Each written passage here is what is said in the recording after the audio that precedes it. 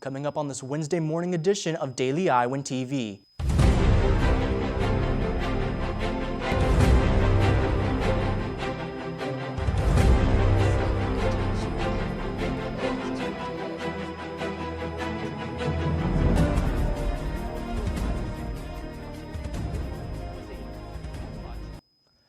Good morning and thanks for joining us. I'm Cervantes. However, everything is not what it seems.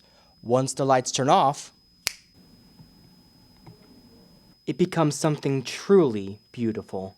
Thanks, Becca, and thank you, Spring, for the great weather. Despite this, it looks like we're going to have us a rather hectic week. Well, Becca, much to your satisfaction and my dismay, it looks like the time of shorts and flip-flops is finally coming to an end. While the citizens and students of Iowa City may be looking forward to the food trucks, local businesses aren't as happy. They fear that the new competition may take a bite out of their profits. Now, why don't we take a look at the extended day forecast?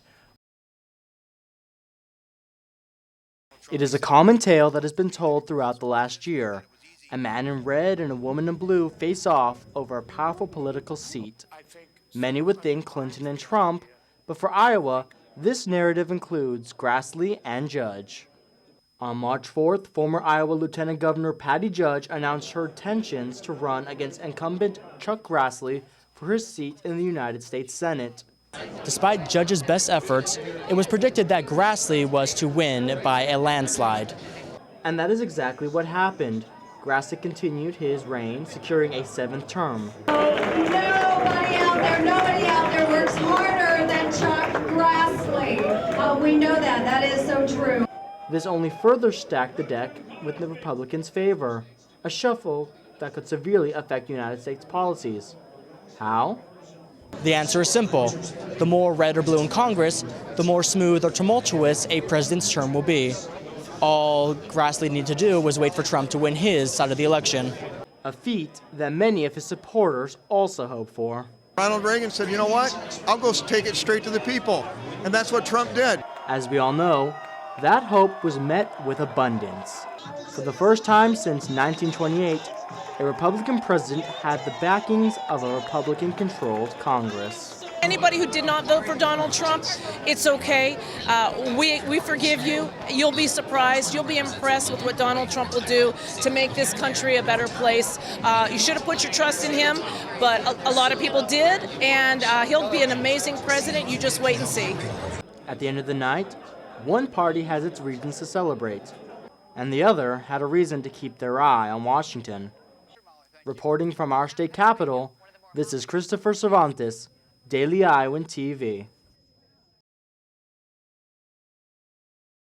The Women's Resource Action Center, the volunteer organizations MedLife and UISHR are bringing the Hawkeye community together for a noble cause.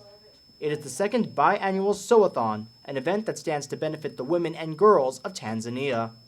This event welcomes Hawkeyes of all walks of life to turn t-shirts, flannels, and towels into feminine products. In Tanzania, there are two main issues that women face concerning menstruation.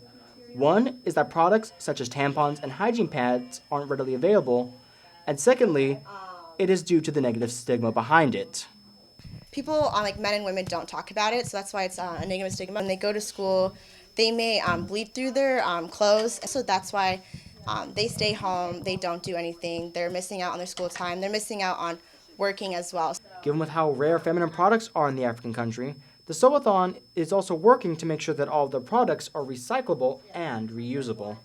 They're actually a very big sustainability issue. Making these reusable ones to give to women in other countries is, one, helping their environment, and two, just helping those women deal with the daily health issues that they have.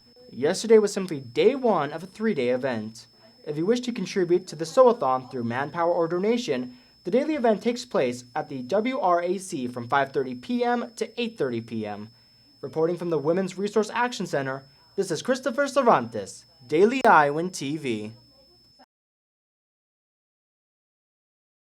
Growing up on a hog farm, Matthew Rhoda saw firsthand the struggle of raising pigs.